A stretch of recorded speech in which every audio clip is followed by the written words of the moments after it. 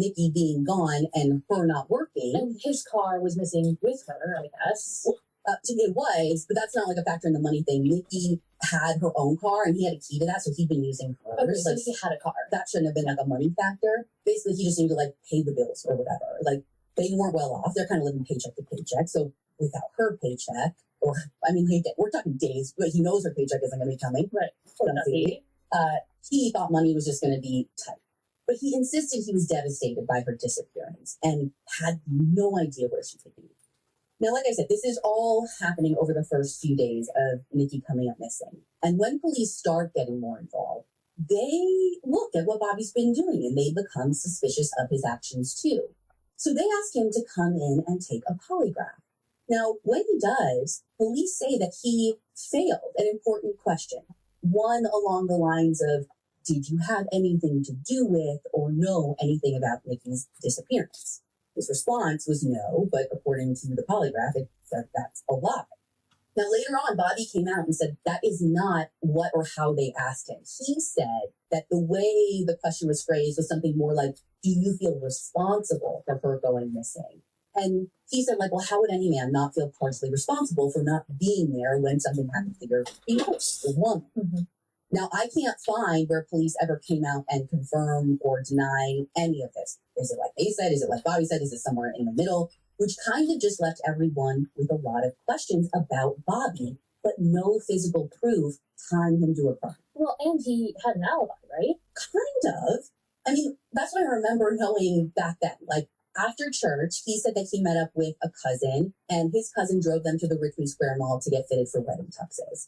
They're together for like an hour and a half or so. And then Bobby said that he made a couple of pit stops at people's houses before going home between like 5:30 and 5:45, where he expected to meet Nikki. They were going to finish up those wedding invites, but she just never showed.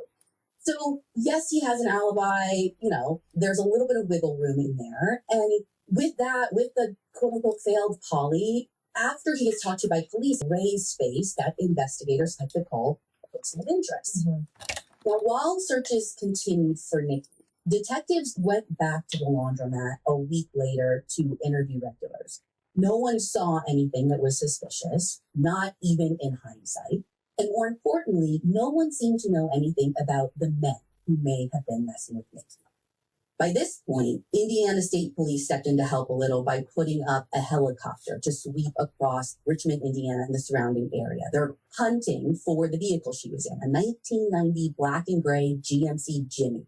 The thinking was, find the car, find Nikki, or at least be one step closer to where she is. But week after week, the sky, the ground, it all offered nothing. And it turns out that's because the car wasn't in Indiana.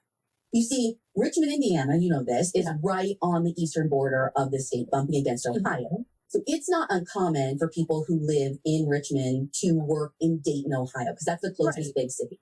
Nikki is one of those people. She worked at a prison there, even lived in Dayton before. Yeah, and this is all kind of in the same bubble for Richmond locals, I think. Yes, but jurisdictional lines are pretty solid. Yes. And so since every indication pointed to Nikki going missing from the laundromat in Indiana, no one was really paying much attention to Ohio. I mean, they could go like talk to people in Ohio who knew her and stuff. And I think they did what they could, like getting a hold of her ex, her coworkers, her friends. But the focus was definitely not on Dayton. So this big clue got missed for months, from July 22nd all the way to November 3rd, 2001. That is when someone